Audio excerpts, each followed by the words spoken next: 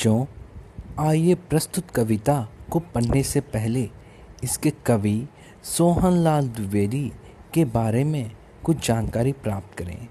सोहनलाल द्विवेदी जी का जन्म 22 फरवरी 1906 को हुआ था और उनका देहांत 1 मार्च 1988 को हुआ था। वे हिंदी के एक प्रसिद्ध कवि थे। ऊर्जा और चेतना से भरपूर रचनाओं के इस रचयिता को राष्ट्र कवि की उपाधि से अलंकृत किया गया। महात्मा गांधी के दर्शन से प्रभावित द्विवेदी जी ने बालोपयोगी रचनाएं भी लिखी।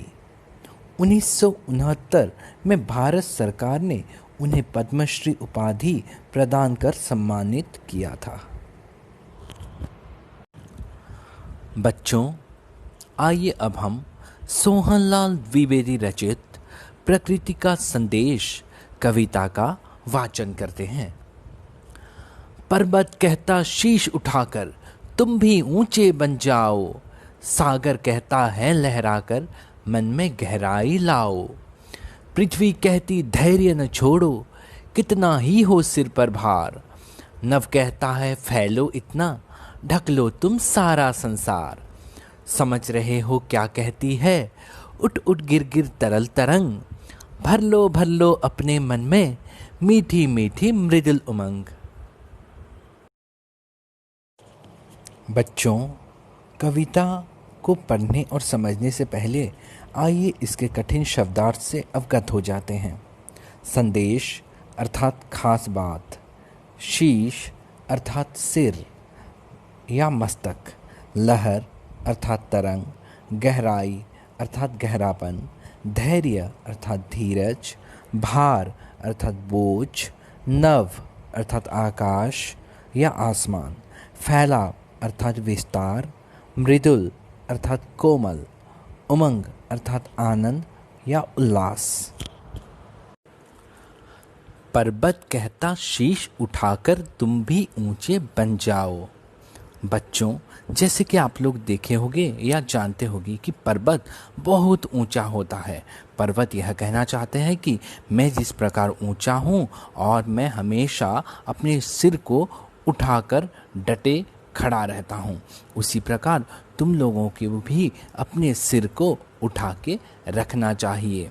पर्वत हमें यह संदेश दे रहा है कि हमें शीश उठाकर जीवन व्यतीत करना चाहिए, अर्थात मनुष्य को मेहनत एवं लगन से कार्य करके अपने सिर गर्व से ऊंचा उठाकर महान तथा सम्मान का पात्र बनना चाहिए। सागर कहता है लहराकर मन में गहराई लाओ। सागर अर्थात समंदर, वह लहराकर हमें यह संदेश देना चाहता है कि हमें अपने मन में गहराई लाना चाहिए, अर्थात हमारा मन छोटा नहीं होना चाहिए। हमारा मन इतना गहरा होना चाहिए जिससे संसार के सभी प्राणियों के लिए हमारे मन में प्रेम का भाव रह सके। पृथ्वी कहती धैर्य न छोड़ो, कितना ही हो सिर पर भार। पृथ्वी हमें धैर्य न छोड़ने का संदेश दे रही है।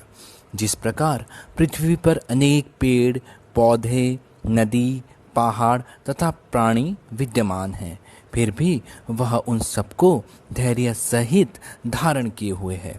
उसी प्रकार हमारे जीवन में भी हमें सभी प्रकार की परिस्थिति में धैर्य बनाए रखना चाहिए। धैर्य से काम लेने पर सफलता की प्राप्ति होती है। नभ कहता है फैलो इतना, ढक लो तुम सारा संसार।